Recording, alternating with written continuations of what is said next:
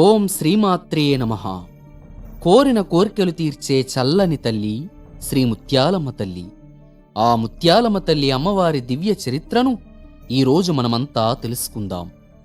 పూర్వం కర్రావారి సావరం అనే గ్రామంలో గుండాబత్తుల వారి కుటుంబానికి చెందిన ఒక వ్యక్తి భుజం పైన కావిడిని పెట్టుకొని ఊరూరు తిరుగుతూ చింతకాయలు అమ్మి జీవనం సాగిస్తూ ఉండేవాడు.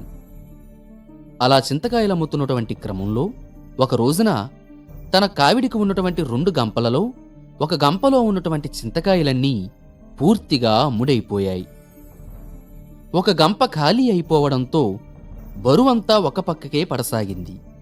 బరువు సమతుల్యత కోసం ఏం చేయాలా అని ఆలోచించగా అతనికి ఒక రాయి కనిపించింది. ఆ రాయిని తీసుకొచ్చి ఒక గంపలో ఉంచాడు. ఒక గంపలో చింతకాయలు, ఒక గంపలో ఈ రాయిని పెట్టగా కావిడి బరువు సమతుల్యమైంది. అలా తన దగ్గర ఉన్నటువంటి చింతకాయలన్నీ అమ్ముకుంటూ సాయంత్రానికి తన స్వగ్రామమైన కర్రావారి సావరానికి చేరుకున్నాడు.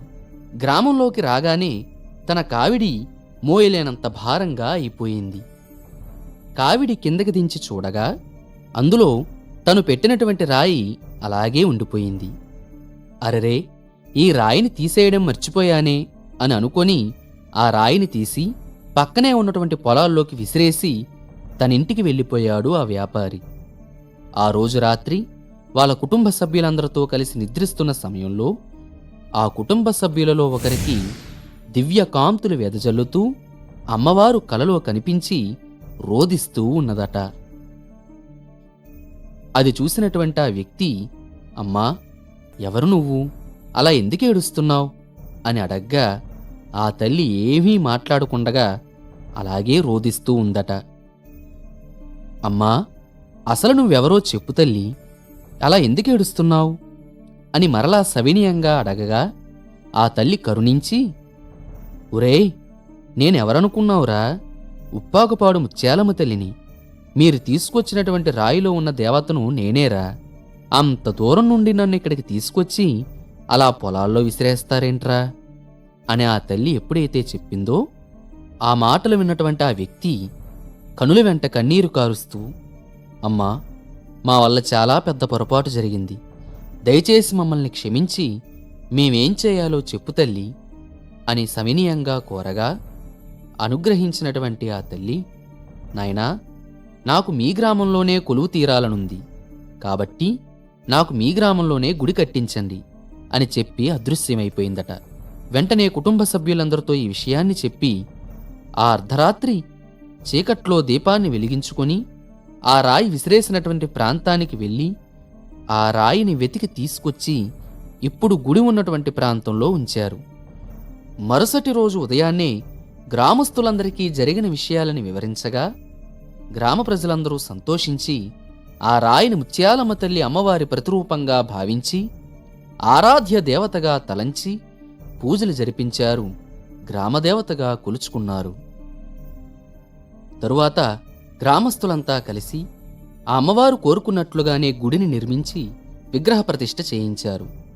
ఆనాటి నుండి మన సావరం గ్రామంలో అమ్మలగన్న అమ్మగా ఆసీనురాలైనటువంటి శ్రీ శ్రీ శ్రీ ముత్యాలమ్మ తల్లి అమ్మవారు కొలిచిన వారి కష్టాలు తీర్చి కరుణించి కాపాడే చల్లని తల్లిగా, నీవే దిక్కని నమ్మిన వారికి కోరిన కోర్కెలు తీర్చే కల్పవల్లిగా భక్తులను అనుగ్రహిస్తుంది.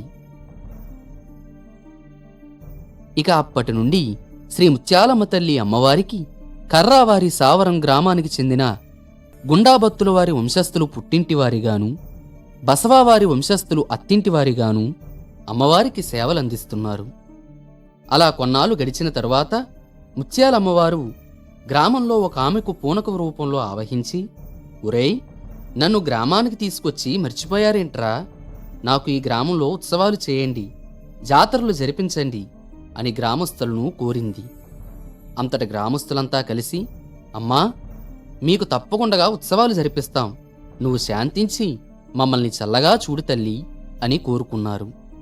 ఆ కాలంలో కర్రావారి సావరం, టీ వేమవరం, జంగం చెరువు ఈ 3 గ్రామాలు కూడా మంచి సాన్నిహిత్యంతో ఒకే గ్రామంలా ఉండేవి.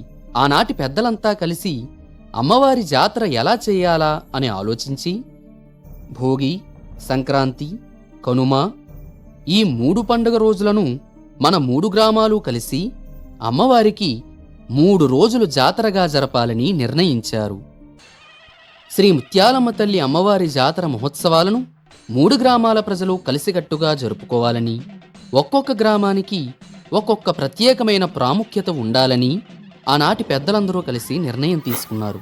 అనగా కర్రావారి సావరం గ్రామానికి గ్రామంలో వేంచేసి ఉన్న గ్రామదేవత శ్రీ ముత్యాలమ్మ తల్లి అమ్మవారి గుడి దగ్గర నుండి జాతర మహోత్సవ సంబరాన్ని జరపడానికి, అలాగే టీ వేమవరం గ్రామానికి ఒక ప్రాముఖ్యత ఉండేలా ఆ గ్రామానికి చెందిన గుబ్బలవారి వంశస్థులు అమ్మవారికి తొలిమొక్కు సమర్పించే విధంగాను, జంగం చెరువు గ్రామానికి ఒక ప్రాముఖ్యత ఉండేలా ఆ గ్రామానికి చెందిన గుబ్బలవారి వంశస్థులు అమ్మవారికి ఉయ్యాలత్రాడు ఇచ్చే విధంగాను, ఇలా ఈ 3 గ్రామాలకు ఒక్కొక్క గ్రామానికి ఒక్కొక్క విశిష్టత ఉండేలా ఆనాటి పెద్దలు నిర్ణయించారు. ఈ విధంగా ఆనాటి నుండి ఈనాటి వరకు శ్రీ శ్రీ శ్రీ ముత్యాలమ్మ తల్లి అమ్మవారి జాతర మహోత్సవాలను ప్రతి 5 సంవత్సరాలకి ఒక్కసారి ఆ 3 గ్రామాల ప్రజలు కలిసి ఎంతో ఐక్యతతో, ఆనందంగా, ఆర్భాటంగా, ఉత్సాహంగా, అంగరంగ వైభవోపేతంగా జరుపుకోవడం ఈనాటికి సాంప్రదాయంగా మారిపోయింది. సర్వే జనా సుఖినో భవంతు. స్వస్తి.